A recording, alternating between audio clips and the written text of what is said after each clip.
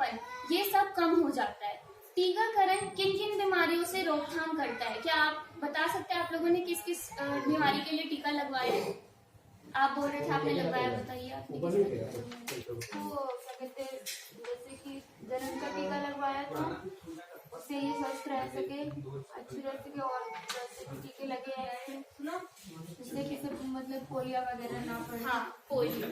तो हम कई बीमारियों के टीके लगवाते हैं, जिसमें से 6 मेन होते हैं, 6 सबसे जरूरी होते हैं जो बिल्कुल ही इन 6 बीमारियों को होने से रोकते हैं। पहला है पोलियो, दूसरा है टीबी, तीसरा है डिप्थेरिया, चौथा है पर्ट्यूसिस जिसे काली खांसी भी कहते हैं, पांचवा है टेटनस, छठा है आपका मीजल्स जिसको खसरा भी कहते हैं। इसके अलावा और भी कई बीमारियां हैं जिनके बचाव के लिए हम टीके लगवाते हैं, जैसे हेपेटाइटिस बी आजकल सबसे कॉमन है, सबसे आम बीमारी है।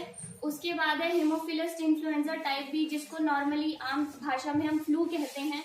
उसके बाद है मीजल्स जिसे गलसुआ रोग जिसमें गला बहुत ज्यादा सूज जाता है छोटे बच्चे का, वो, रुबेला जिसे जर्मन खसरा भी बोलते हैं, और टाइफाइड। इन सब के टीके भी आज उपस्थित हैं। ठीक है, अब टीकाकरण क्यों कराना चाहिए? जैसा कि इन्होंने बताया, टीकाकरण खुद को और समाज को सुरक्षित रखने के लिए संक्रामक रोग से करवाना चाहिए। टीकाकरण सभी वर्गों के लोगों के लिए उपलब्ध होता है। टीकाकरण जो है वो सरकारी अस्पतालों और प्राथमिक स्वास्थ्य केंद्रों में मुफ्त में होता है। तो आप लोग सरकारी अस्पतालों और प्राथमिक स्वास्थ्य केंद्रों में जाके बिना ये सोचे कि हाँ पैसे लगेंगे, आराम से अपने बच्चे का टीकाकरण करवा सकते हैं। ठीक है, टीकाकरण से कई ऐसी बीमारियां हैं जो कि भारत में खत्म हो चुकी हैं। जैसे सबको पता होगा, किसी को नहीं पता तो मैं बता देती हूँ कि भारत जो है वो 2014 में ही पोलियो से मुक्त हो चुका है टीकाकरण के माध्यम से।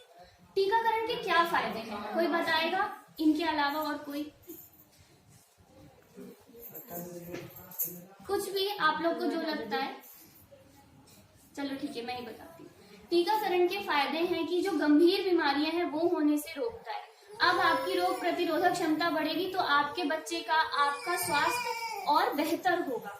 टीकाकरण से जैसे मैंने पहले भी बताया, स्मॉल पॉक्स जिसे छोटी माता कहते हैं आमतौर पर हो जाता है, और पोलियो ये भारत में अब नहीं है। टीकाकरण से महामारी नहीं फैलती। अभी देखो कोरोना हुआ, कोरोना के लिए भी टीका आ गया तो उससे भी महामारी कुछ हद तक कंट्रोल हो गई है, कम हो गई है। ठीक है, अब भारत में टीकाकरण कैसे होता है?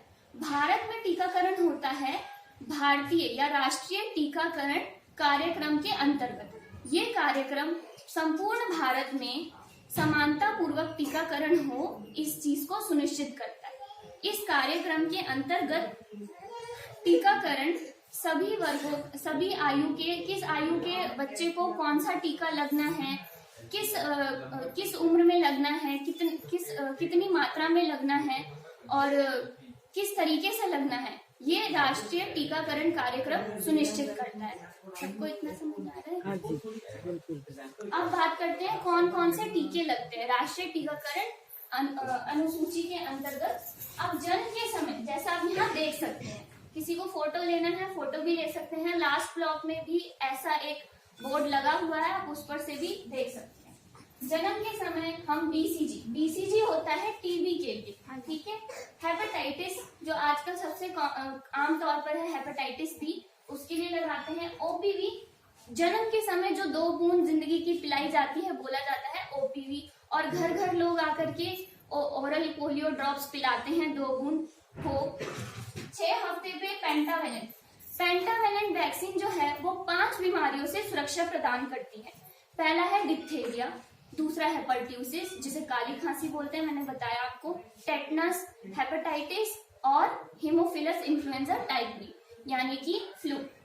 उसके बाद है फिर से ओपीवी, ओरल पोलियो जो होता है वो 6 से 7 बार लगता है पूरे 16 साल तक के बच्चे। ठीक है, 10 हफ्ते में फिर पेंटावेलेंट की दूसरी डोज देंगे, ओपीवी की दूसरी डोज देंगे। 14 हफ्ते में पेंटावेलेंट की तीसरी डोज लगेगी, उसके बाद ओपीवी की तीसरी डोज लगेगी। फिर 9 महीने पे एमएमआर, मीजल्स, मम, रुबेला। मीजल्स यानी कि खसरा, मम्स गलसुआ रोग और रुबेला जर्मन खसरा, इसकी पहली डोज लगती है। फिर विटामिन ए देते हैं साथ में विटामिन ए आंखों की रोशनी के लिए अच्छा होता है, इसलिए हम विटामिन ए देते हैं। ये 9 महीने के टीके। फिर 16 से लेकर 24 महीने तक MMR की यानी मीजल्स मम्प रूबेला की दूसरी डोज लगती है। फिर विटामिन ए की एक और डोज लगती है। उसके बाद DPT जो डिप्थेरिया, पर्ट्यूसिस और टेटनस है, पेंटावेलेंट में भी इन्वॉल्व था, पेंटावेलेंट में भी लगती है, पर इसको अलग से भी दिया जाता है। बूस्टर डोज कहते हैं इसको, ताकि वो आपकी जो रोग प्रतिरोधक क्षमता है उसको और बढ़ाए और ये बीमारियां आपको ना हो या आपके बच्चे को, ठीक है। और OPV की चौथी डोज लगती है, यानी कि पोलियो की चौथी डोज। फिर 2 से 5 साल में आप टाइफाइड का टीका लगवा सकते हैं। 5 से 6 साल में जो DPT का 16 से 24 महीने में पहला डोज लगा था, उसका दूसरा डोज लगेगा। उसके बाद OPV का आखिरी डोज यानी 5वां डोज, ठीक है। 10 साल पर TT यानी कि टेटनस का पहला डोज लगता है। टेटनस का पेंटावेलेंट में भी लगता है, DPT में भी लगता है, और 10 साल और 16 साल में भी टेटनस के डोज लगते हैं। तो इससे टेटनस होने के चांस कम होते हैं, ठीक है।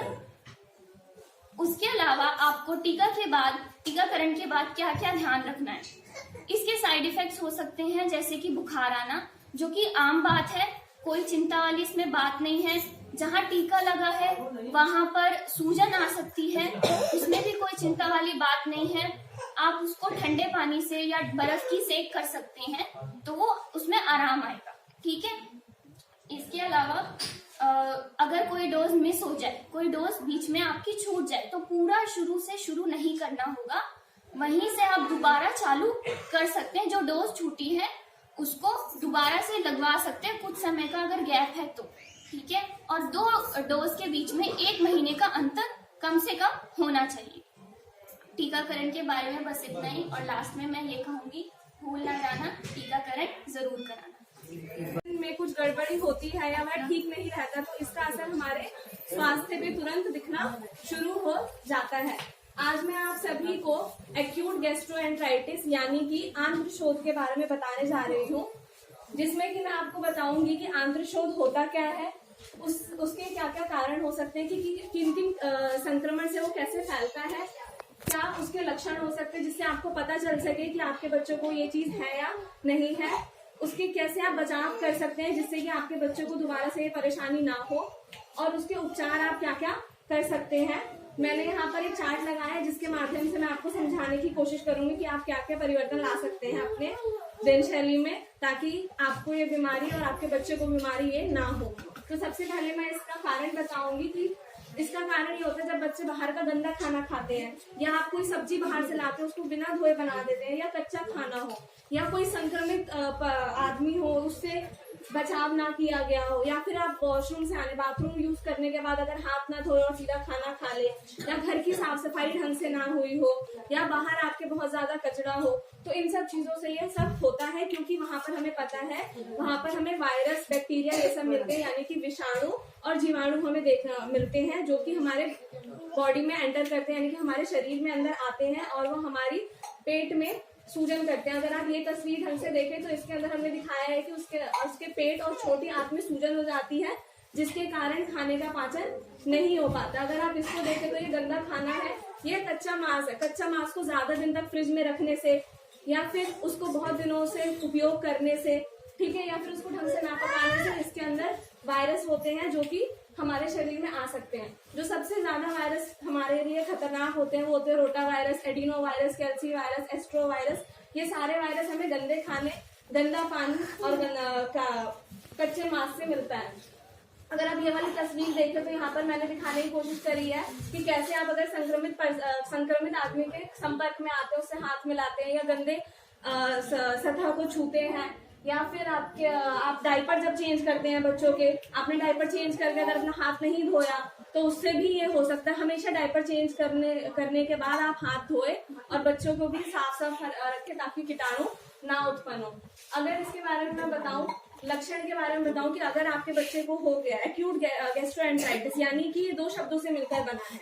गैस्ट्रॉन का अर्थ है पेट और एंट्रॉन का अर्थ है छोटी आंत। तो गैस्ट्रोएंटराइटिस का क्या अर्थ हुआ कि छोटी आंत और पेट में सूजन आना। अगर इसको मेडिकल टर्म्स में आपको बताना चाहूँ तो इसको लोग डायरियल डिसीज भी कहते हैं, यानी कि दस्त लगने वाली बीमारी। इसमें आपके बच्चे को अगर ये होता है तो 24 घंटे के अंदर 3 या 3 बार से अधिक पानी और पतला मल होता है, ठीक है। एक्यूट अगर 14 दिन या 14 दिन से कम, अगर आपको लग रहा है 3-4 दिन से आपका बच्चे को बहुत ज्यादा उल्टी हो रहा है, जैसे कि लक्षण में आप देख सकते हैं, उसको उल्टी हो रहा है, पेट में दर्द हो रहा है, या फिर वो बहुत बार दस्त कर रहा है, उसको जी मचला रहा है, उसका सर दर्द हो रहा है, उसको तेज बुखार है, तो आपको जरूर डॉक्टर के पास इसको दिखाना चाहिए, ठीक है। क्योंकि 3 बार से ज्यादा अधिक होने से वो क्या होगा, उसके अंदर का जितना पानी होगा वो बाहर आ जाएगा, जिसके कारण हमें डिहाइड्रेशन देखने को मिलता है। डिहाइड्रेशन में आप अपने बच्चे को कैसे देख सकते हैं, उसकी त्वचा सूखी नजर आएगी, उसके होंठ बहुत जल्दी जल्दी सूख रहे होंगे और फट रहे होंगे, उसकी त्वचा कैसी हो जाएगी, बिल्कुल फटी हुई हो जाएगी, उसके वो रोएगा तो उसको आंसू नहीं आएंगे, क्योंकि डिहाइड्रेशन बहुत कॉमन है और इस वार्ड में भी बहुत सारे डिहाइड्रेशन वाले पेशेंट हैं। उसकी आंखें पूरी अंदर को हो जाएंगी। अगर आप उसकी स्किन ऐसे खींचेंगे तो वो बहुत देर के बाद दोबारा से ऐसे होगी, बिल्कुल ही तुरंत नहीं जाएगी। तो इन सब चीजों से आपको पता चलेगा कि आपका बच्चा डिहाइड्रेटेड है, उसको ज्यादा पानी पिलाने की जरूरत है, और अथवा एक बार डॉक्टर से जांच करवाने की बहुत ज्यादा जरूरत है। अगर आप इसके बचाव जानना चाहते हैं तो इसके बचाव के लिए मैंने यहाँ दिखाया है कि आप अपना जो भी खाना है उसको हाथ धोकर ही छुए, बिना उसको बेयर हैंडेड, मतलब उसको ऐसे ही हाथों से खाने को टच ना करें, क्योंकि आपके हाथ में कीटाणु हो सकते हैं, ठीक है। आप अपने घर की रोज साफ सफाई करें, पोछा लगाएं, और अगर आप फल सब्जी अच्छे से ला रहे, क्योंकि उसके अंदर मैंने बताया अभी आपको कंपाइलोबैक्टर बैक्टीरिया होता है जो कि फलों में पाया जाता है, सब्जियों में पाया जाता है, बंद गोभी जैसी सब्जियों में, तो उसको आप अच्छे से धोएं और अच्छे से पकाएं। और अगर आप हाथ धो रहे हैं तो उसको अच्छे से धोएं, बाथरूम जाने के बाद हाथ धोएं, खाना खाने से पहले हाथ धोएं, और अगर आप बाहर से खेल कर आपका बच्चा आ रहा है तो उसके हाथ धुलवाएं, और आप अगर उनको भोजन करवा रही है तो तब भी उसके आप अपने भी हाथ धोएं। ये सबको ध्यान रखना जरूरी है, ठीक है। और अगर आप देखें तो यहाँ पर अगर आप उपचार पे आएंगे तो उपचार के लिए आप उसको कुछ घर में चीजें अच्छी दे सकते हैं, जैसे कि जिन बच्चों में विटामिन ए की कमी होती है उनमें भी ये चीज देखी जाती है कि वो एक्यूट गैस्ट्रोएंटेराइटिस के शिकार हो जाते हैं, या फिर जिनकी इम्यून सिस्टम कम है, यानी इम्यूनो डेफिशिएंसी, अगर उनका इम्यून ढंग से काम नहीं कर रहा है, या फिर वो लोग बहुत ज्यादा बाहर का खाना खा रहे हैं, जैसे कि चाउमीन, बर्गर, ये सब चीजें, क्योंकि इसमें बहुत ज्यादा कीटाणु होता है, क्योंकि वो बाहर बनता है, तो हमारे इन्वायरमेंट से वो सारी चीजें अंदर आ सकती है। तो इस चीज का ध्यान रखें। आप घर में अगर कुछ उपचार करना चाहे, हम उपचार पूरी तरीके से नहीं कर सकते, उसके लिए हमें डॉक्टर के पास उसको दिखाना ही पड़ेगा, लेकिन उसकी कुछ चीजों को हम कम कर सकते हैं, जैसे कि पेट में दर्द थोड़ा कम हो जाए, या उसका सर दर्द या फिर बुखार। तो इन सब चीजों के लिए मैंने आपको बताना चाहती हूँ कि आप उसके लिए जैसे कि दालचीनी का पानी में दर्द होगा, ठीक है। डेंगू को हड्डी तोड़ बुखार के नाम से भी जाना जाता है, क्योंकि इसमें शरीर में काफी तेज दर्द होता है, साथ साथ सिर में भी दर्द रहता है। अब डेंगू क्या मुझे कोई बता सकता है किस तरीके से फैलता है? जैसे कि मलेरिया, वैसे ही डेंगू मच्छर के काटने से फैलता है। एड्स नाम का एक मच्छर होता है जिसके काटने से डेंगू का वायरस हमारे शरीर में उत्पन्न हो जाता है। एडिस नाम का मच्छर हमारे शरीर में उत्पन्न होता है। अब डेंगू का वायरस कैसे फैलता है मैं आपको उसके बारे में बताऊंगी। अगर किसी इंसान को डेंगू है पहले से और एडिस नाम के मच्छर ने उसको आकर काटता है, तो वो इंसान के शरीर से वो वायरस उस मच्छर के अंदर, वो मच्छर खून चूसता है, उसके साथ साथ खून के साथ साथ वो वायरस भी उसके शरीर में, मच्छर के शरीर में चला जाता है। अब उसके बाद जब वो मच्छर किसी स्वस्थ इंसान को जाके काटेगा तो वो उस वायरस को उस स्वस्थ इंसान के अंदर जाकर डाल देता है, जिससे कि डेंगू का वायरस उस स्वस्थ इंसान के अंदर भी चला गया। इस तरीके से डेंगू का वायरस एक इंसान से दूसरे इंसान में फैलता है। और मैं अब आप सबको बताना चाहती हूँ कि हम इसकी रोकथाम कैसे कर सकते हैं, इसके उपचार क्या क्या हो सकते हैं। डेंगू के लक्षणों, डेंगू के 3 प्रकार होते हैं। एक होता है साधारण डेंगू, जो कि हम घर पे भी उसका उपचार कर सकते हैं। दूसरा होता है डेंगू हेमरेजिक बुखार। तीसरा होता है डेंगू शॉक सिंड्रोम। डेंगू साधारण बुखार जो होता है उसके लक्षण होते हैं तेज बुखार आना, शरीर में दर्द होना, आंखों के पिछले भाग में दर्द होना। आंखों के पिछले भाग में इतना ज्यादा दर्द होता है कि हम अगर आंखें छूते भी हैं तो भी उधर दर्द होना शुरू हो जाता है। मांसपेशियों में दर्द होना, हड्डियों में दर्द होना, भूख ना लगना, जी मिचलाना, बच्चे का जी मिचलाता है, उसका उल्टी का मन होता है, खाने का कुछ मन नहीं करता, उसका वजन कम हो जाता है, बच्चा खाने के लिए मना करता है कि मेरे को ये नहीं खाना, वो नहीं खाना। और उसके साथ साथ उसके शरीर पे, पैर पे, हाथों पे, मुंह पर भी लाल रंग के दरदरे निशान पड़ने शुरू हो जाते हैं, रैशेस पड़ने शुरू हो जाते हैं। ये सब साधारण डेंगू के लक्षण होते हैं। दूसरा होता है डेंगू हेमरेजिक बुखार। डेंगू हेमरेजिक बुखार के अंदर साधारण डेंगू के लक्षणों के साथ साथ मुंह से खून आना, नाक से खून आना, उल्टी में खून आना, शौच में खून आना, ये सब लक्षण भी शामिल होते हैं। तीसरा होता है डेंगू शॉक सिंड्रोम। इसके अंदर डेंगू हेमरेजिक बुखार के लक्षणों के साथ साथ इंसान के अंदर शॉक के लक्षण भी उत्पन्न हो जाते हैं। इसके अंदर इंसान धीरे धीरे होश खोने लगता है, उसका रक्तचाप यानी कि ब्लड प्रेशर जो होता है वो भी कम होने लगता है। ये सब डेंगू शॉक सिंड्रोम के लक्षण होते हैं। अब डेंगू किस प्रकार का होता है उसी प्रकार का फिर उसे उपचार भी दिया जाता है। अगर साधारण डेंगू है तो उसका घर में उपचार कर सकते हैं, लेकिन अगर डेंगू हेमरेजिक बुखार है या डेंगू शॉक सिंड्रोम है तो उसको हॉस्पिटल ले जाना बहुत जरूरी हो जाता है बच्चे के लिए। अब मैं आपको बताऊंगी कि आप घर में किस तरीके से उपचार कर सकते हैं।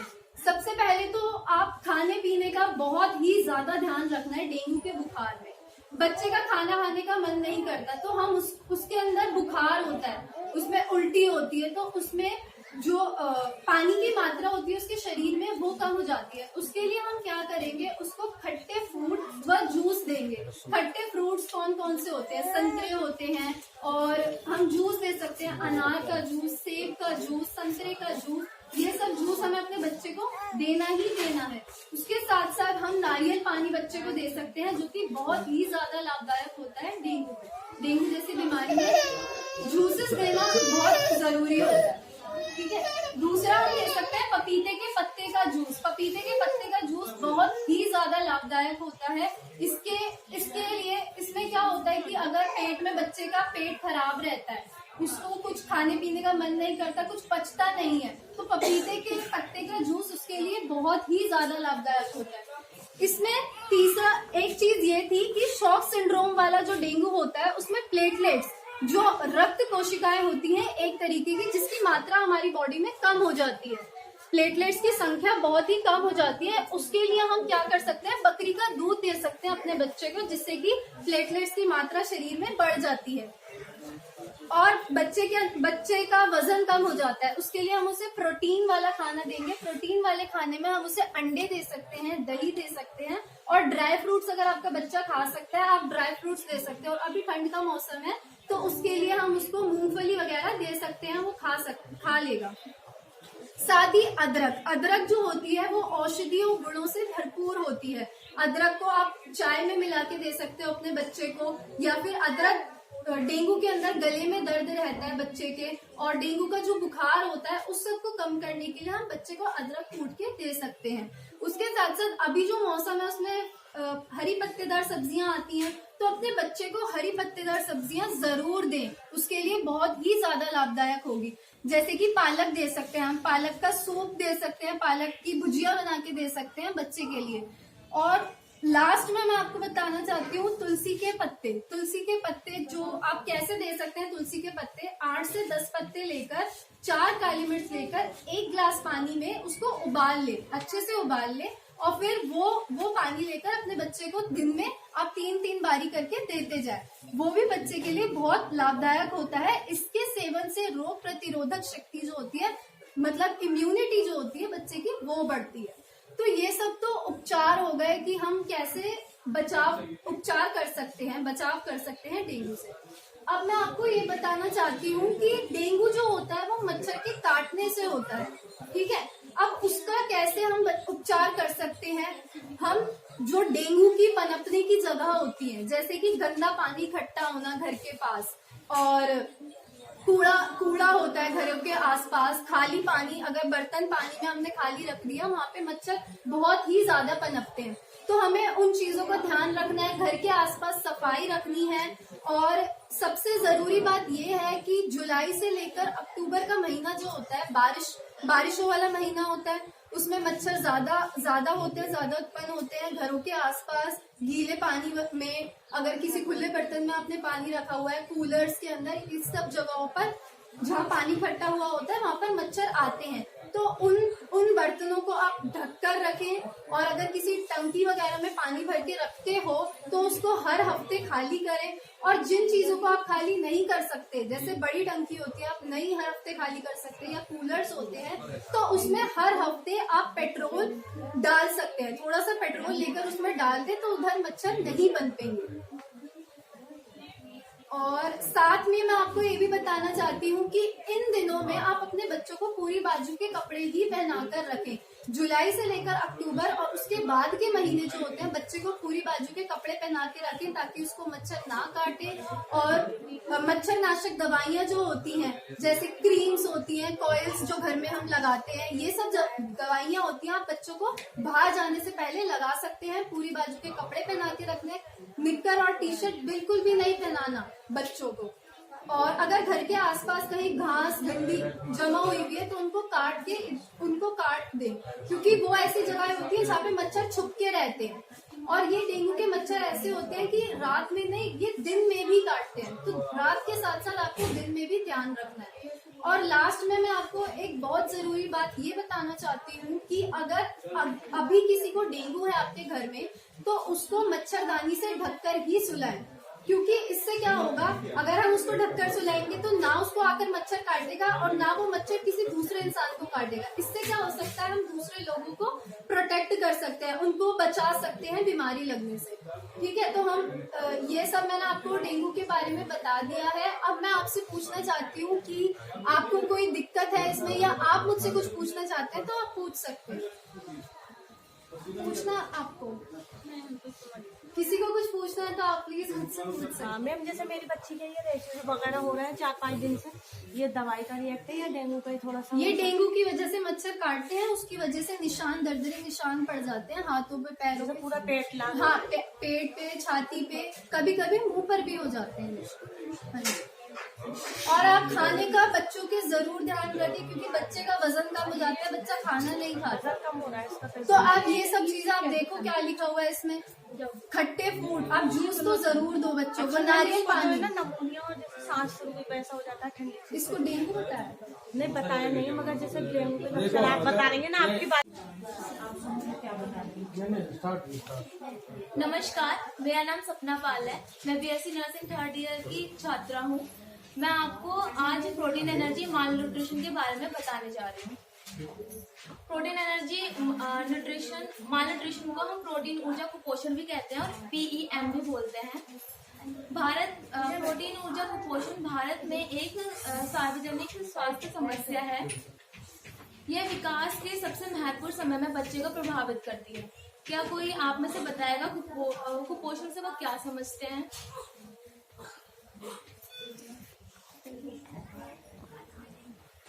चलिए ठीक है, प्रॉपर डाइट नहीं मिलना बच्चों की वजह से जो मतलब वीकनेस आती है बॉडी में, मल्टीविटामिन की कमी होती है बॉडी में।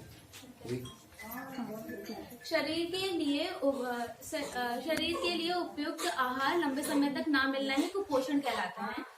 कुपोषण के कारण बच्चों और महिलाओं में रोग प्रतिरोधक की क्षमता कम हो जाती है, जिससे वो काफी सारी बीमारियों से ग्रस्त हो जाते हैं। अतः हमें कुपोषण की जानकारी होना अत्यंत जरूरी है। क्या कहते हैं, प्रोटीन ऊर्जा कुपोषण 2 तरीके के होते हैं, एक तो क्वाशियोर्कस और दूसरा मरास। अब हम क्वाशियोर्कस के बारे में पढ़ेंगे। क्वाशियोर्कस जो होता है, इसमें कारण क्या क्या होंगे? पहले तो ये कि बच्चे को माँ का दूध प्राप्त मात्रा में ना मिलना, गर्भावस्था के दौरान लापरवाही बरतना, या भोजन में प्रोटीन की कमी होना, या अज्ञानता के कारण हो सकते हैं। इसके लक्षण क्या होते हैं? जैसे कि आप देख सकते हो, बच्चे का जो मुंह होता है, मून फेस होता है, मतलब कि गोल दिखता है बच्चे का चेहरा, पेट बाहर निकल जाता है। इसमें बच्चा जो होता है वो सुस्त होता है और इसमें बच्चा चिड़चिड़ा भी होता है। इसमें बच्चे को भूख की कमी हो जाती है। इसमें बच्चे को जो शरीर पर फटने लगता है शरीर और सूखा होता है, और बच्चे को जो पैरों में और तलवों में सूजन पाया जाता है। इसके उपचार क्या क्या हैं? हमें बच्चे को vitamin A, B, C, D से युक्त आहार देना चाहिए। हम इसको खाने में क्या दे सकते हैं? जैसे हम चावल दे सकते हैं, दालें दे सकते हैं, दूध दे सकते हैं, ये हम बच्चे को दे सकते हैं। अब हम पढ़ेंगे मरासमस। मरासमस को बोलते हैं सूखा रोग। इसमें क्या होता है कि बच्चे की जो मांसपेशियां होती हैं वो गल जाती है। अब इसके कारण क्या क्या हो सकते हैं? कारण एक, गर्भावस्था के दौरान लापरवाही या बच्चे को माँ का दूध पर्याप्त मात्रा में ना मिलना, भोजन में प्रोटीन की कमी होना। अब इसके लक्षण ये होते हैं कि जो बच्चे की मांसपेशियां गल जाती है, जिसकी वजह से बच्चा जो होता है वो शरीर का ढांचा दिखता है, और इसमें झुर्रियां पड़ने लगती हैं, त्वचा पे इसकी झुर्रियां पड़ने लगती हैं, गाल जो होते हैं वो पिचक जाते हैं, आंखें बड़ी दिखती हैं, और इसके जो हाथ पैर पतले दिखते हैं, जिसकी वजह से इसमें पेट बड़ा दिखता है। बच्चों में चिड़चिड़ापन, इसमें बच्चा बहुत ज्यादा रोता है, चिल्लाता है। इसमें बच्चे का वजन कम होता है। इसमें कमजोरी भी देखी जाती है बच्चे के अंदर, और इसका जो तापमान होता है वो सामान्य तापमान से कम पाया जाता है। इसके उपचार क्या क्या हैं? हमें इसमें vitamin A, B, C, D से उपयुक्त आहार देना चाहिए, कैल्शियम उपयुक्त आहार देना चाहिए, और हमें बच्चे को इसमें जैसे फलों का रस देना चाहिए। जैसे फल में क्या क्या हो गया? पपीता, गाजर, संतरा, अंगूर, अनार का रस देना चाहिए। हम बच्चे को मूंगफली दे सकते हैं, बच्चे को धूप दिखा सकते हैं और मालिश कर सकते हैं। धन्यवाद। आशा करती हूँ आपको ये जानकारी लाभकारी हो। वॉर्म इन्फेस्टेशन यानी कृमि संक्रमण के बारे में कुछ जानकारियां देना चाहूंगी। अब मैं आपको बताती हूँ कृमि संक्रमण है क्या। कृमि संक्रमण यानी पेट में, आंत में, बच्चे के शरीर में कीड़ों से संक्रमित हो जाना। ये संक्रमण अब होता कैसे है ये मैं आपको बताती हूँ। कृमि संक्रमण फैलता कैसे है? जब बच्चा मिट्टी में खेलता है, जब बच्चा गंदा पानी पीता है, बच्चा गंदा खाना खाता है, बच्चे की साफ सफाई का ध्यान नहीं रखा जाता, बच्चा ऐसी मिट्टी में खेले जो मल या मूत्र दूषित हो। अब उससे मैं बताती हूँ कि शरीर पे क्या क्या असर पड़ते हैं जब बच्चा संक्रमित हो जाता है। यह कीड़े बच्चे के पेट में जाते हैं, बच्चे की आंख में जाते हैं, बच्चे का सारा पोषण खींच लेते हैं, बच्चे का खून चूसते हैं, जिसकी वजह से बच्चा बड़ा कमजोर हो जाता है। आपको कैसे पता लगेगा कि बच्चे में कृमि संक्रमण हो गया है? उसके कुछ विशेष लक्षण हैं, वो आप यहाँ देखिए। एनीमिया यानी रक्त की कमी हो जाती है, पोषण की हानि होने लग जाती है, बच्चा खाना खाता है पर बच्चे के शरीर में नहीं लगता, भूख की कमी हो जाती है, वजन घटने लग जाता है।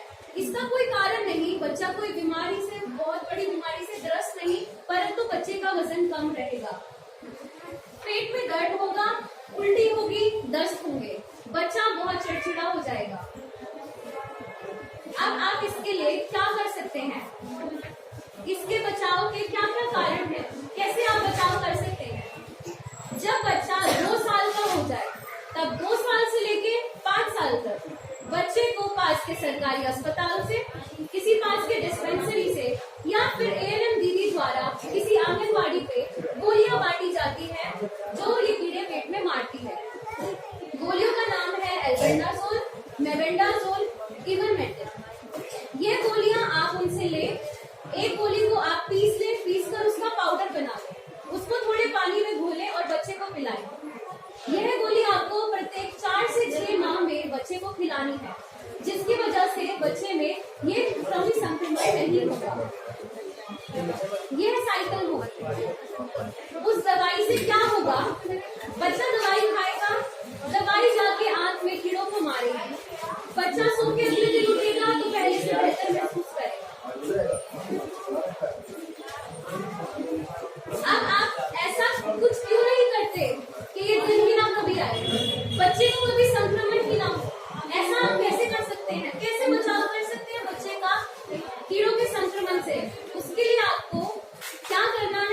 बातों का ध्यान रखना है, जैसे कि खाना पकाने से पहले हाथ धोएं, खाना पकाने से पहले सब्जियों को साफ पानी से धो ले, उबाल ले। बच्चे को खाना खिलाने से पहले आप अपने हाथ साफ रखें। बच्चे के वस्त्र रोज बदलें। बच्चे के अंग वस्त्रों को रोज बदलें, अच्छे से साफ सफाई रखें, डेटॉल में धोएं। बच्चे को साफ पानी पिलाएं जो कि उबला हुआ हो, संक्रमण रहित हो। और आप क्या कर सकते हैं, फल सब्जियां बच्चे को जो भी दे धोकर दे। अपने आसपास अपने घर में साफ सफाई रखें। बच्चे को मिट्टी में ज्यादा देर ना खेलने दें, और अगर खेले भी तो बच्चे को वापस लेके आए, नहलाए और उसके वस्त्र बदल के फिर बच्चे को खाना खिलाएं। मैं आशा करती हूँ मेरी बताई गई सभी बातों का आप ध्यान रखेंगे और अपने बच्चे के ऊपर इनको प्रयोग करेंगे ताकि आपके बच्चे स्वस्थ रहे। धन्यवाद। मैं खुशी Singh BSc nursing 3rd year की छात्रा आज आपको टीकाकरण से संबंधित कुछ जानकारी देने वाली हूँ। सबसे पहले जानते हैं टीकाकरण क्या होता है। तो किसी भी बीमारी के विरुद्ध रोग प्रतिरोधक क्षमता को बढ़ाने के लिए या विकसित करने के लिए हम कुछ दवाई देते हैं। उस दवाई को टीका कहते हैं और उस टीका लगाने की क्रिया को हम टीकाकरण कहते हैं। आप सब लोगों ने अपने अपने